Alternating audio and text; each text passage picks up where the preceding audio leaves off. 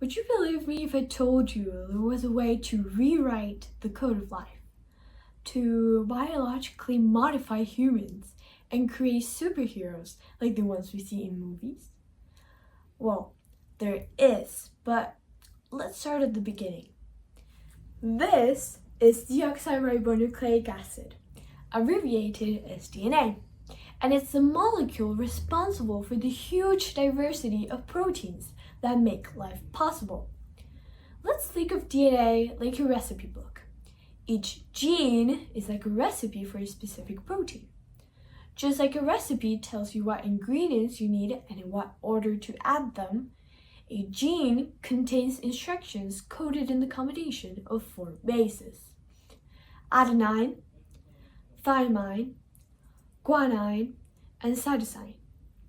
Each cell contains these instructions, and thanks to this, they can create proteins, which do not only make up our skin and muscles, for example, but also make up dogs' nails and hair, fungi's cell wall, bacteria's surface layer, plants' chloroplasts, and much more. This means that DNA is universal. All living organisms understand the same language of DNA. Therefore, we could insert the gene responsible for the making of insulin into bacteria, and this bacterium will be able to create insulin, since it has got the recipe in a language it understands. Crazy, right? When a cell is going to create a protein, it transcribes the instructions from the DNA to an RNA, which could be thought of as if you rewrote the recipe into a post-it. This messenger RNA then travels to the ribosomes, the cell's kitchen, where the protein is assembled, following the instructions on the RNA strand and using amino acids, which are like the ingredients. Now, how can we relate all of this to CRISPR? What even is CRISPR? During the 80s, scientists were analyzing different types of bacteria's DNA when they came across a discovery. They observed that in over 40% of these, a specific sequence of bases was repeated multiple times, with seemingly random sequences of bases in between each repeat. This repeat has another particularity. It's a palindrome, which means it can be read the same forwards and backwards. Take, for example, the word race car. Therefore, these repeating sequences were named clustered, regularly interspaced, short palindromic repeats. Does that ring a bell? Well, of course it does. It's the acronym for CRISPR.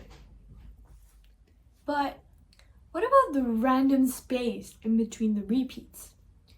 Well, sometime later, scientist Francisco Mojica realized that these have the same base sequences as pieces of virus's DNA, or RNA, that had previously infected the bacteria. Thanks to this, the next time the same virus attacks, the bacteria can recognize it by using the same DNA sequence. This sequence is transcribed into what is known as CRISPR RNA that tells Cas9, a specialized scissor, where to cut and destroy the DNA. Cas9 and CRISPR RNA are bound together thanks to another RNA molecule, tracer RNA. Scientists Jennifer Doudna and Emmanuel Charpentier cracked the code.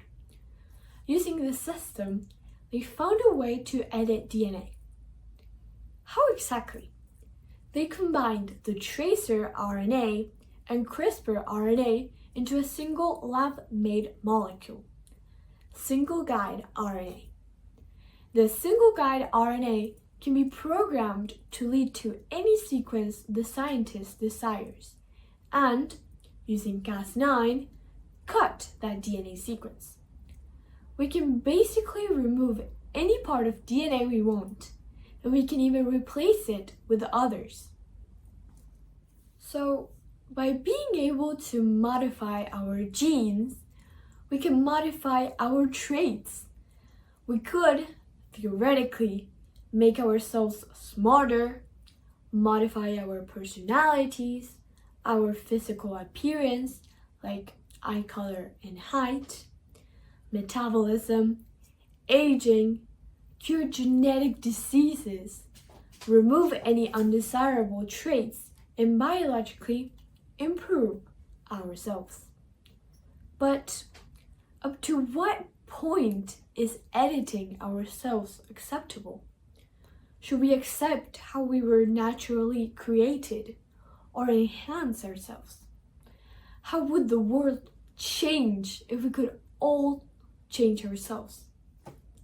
These are some of the questions posed by the scientific community, who are desperately trying to come up with some regulations so that this revolutionary technology isn't used in ways that lack fairness, ethical control, and social responsibility. We should also keep in mind that not everyone will be able to access this technique, creating an even greater gap between those with less resources and the rest of the population. Also, CRISPR-Cas9 is not 100% precise, sometimes cutting off the wrong part of DNA, which is extremely dangerous, and which is why when scientist He Jiankui used the CRISPR-Cas9 gene editing tool to alter two embryos' DNA, aiming to provide resistance to HIV, was sent to jail. Like every tool humanity has developed throughout history, the real challenge lies not only in its invention, but in understanding its risks, consequences, and long-term impact. Not just for us, but also for future generations. We have notably failed to foresee these consequences and have turned technology into destruction instead of progress. Being able to edit the biological source of our existence is extraordinary, but can be very dangerous if we don't play our cards right, not only as individuals, but also as a society. Are we fully aware of the power this discovery holds and where to draw the line between what we want and what's best for the future?